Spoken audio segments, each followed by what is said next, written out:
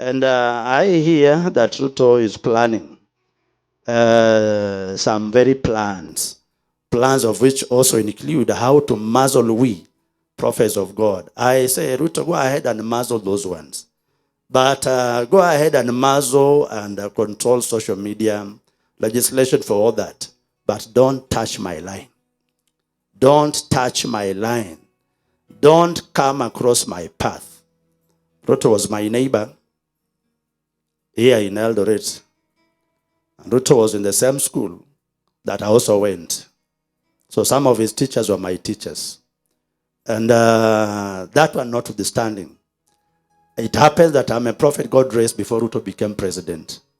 So other kings did not stop me. So Ruto won't stop me either. Other governments didn't stop me.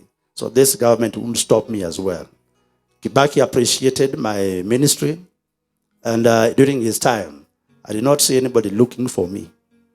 Also, during Uhuru's time, I was vocal, and actually the state benefited from my prophecies. They benefited, KDF and the NSIS that time.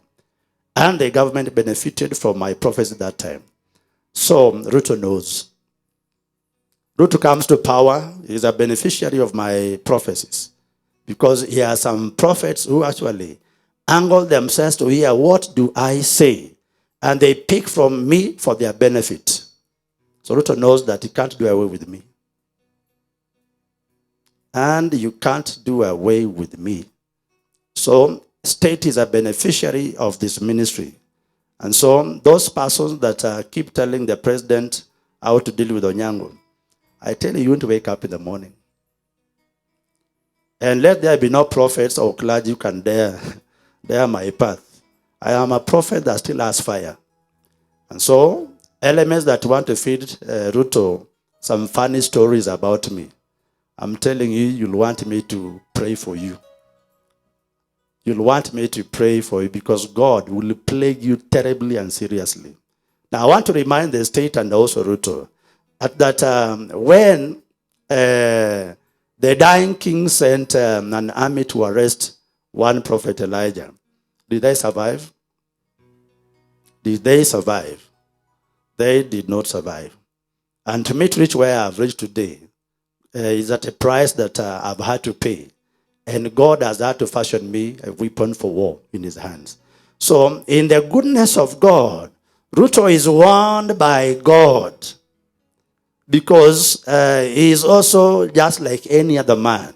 So that before God destroys you, God must warn you. That one is the nature of God as a loving God. God by nature, he is love. And so, I hear some politicians in the plans, they are scheming. And that may threaten my ministry. I say, just make sure that my line, my ministry, does not in any manner suffer any setback. Because Ruto, you need me. Your house and the regime needs me. Only a foolish king will destroy all the prophets. Ahab was a very intelligent king.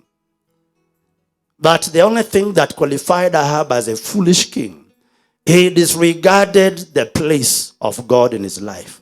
You'll only resort to seeking God's help when things are very bad, so you'll fast and pray. Then God will change his mind about Ahab dying. Then Ahab will want to talk to his prophet, say, hey, Elijah, do you see? Have you seen how Ahab has humbled himself? The man is not dying now. Let's carry forward his death. And so I've given a prophecy how Ahab cheated death many times until God had to form a committee. Just how will Elijah die? And so in the wickedness, or despite the wickedness of Ahab, he did not kill Micaiah. He did not kill Micaiah.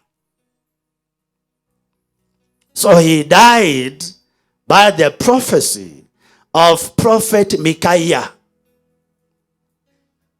And Micaiah lived to confirm that prophecy by his mouth was done what? Came to pass.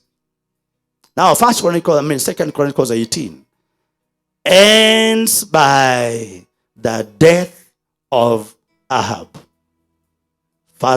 Second Chronicles chapter 18. From verse number 1 to the very end, it ends with the death of one King Ahab.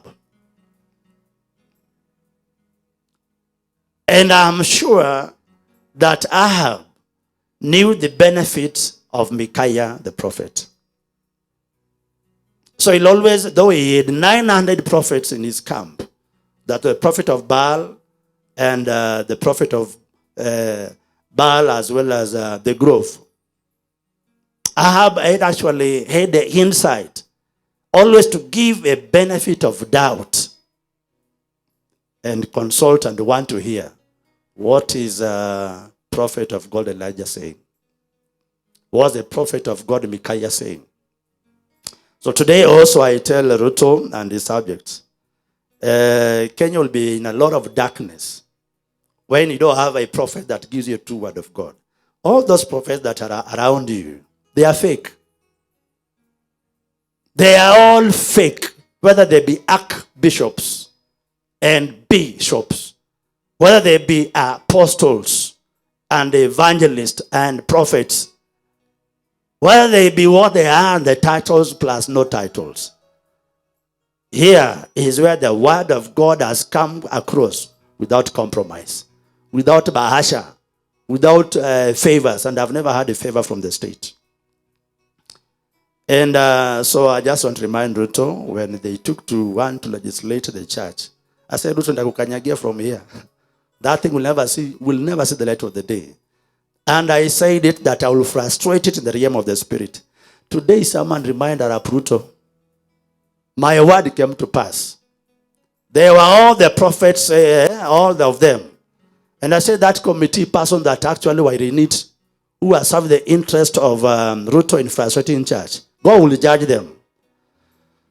So, is God not judging them? Lawyers who are involved. When you see one of you go down, prepare, next one will go down. As Mungatana still been there to legislate, was legislating. So I say, Ruto, whether Senate, whether Parliament, whether Judiciary, muogope sana. God has true prophets that have fire.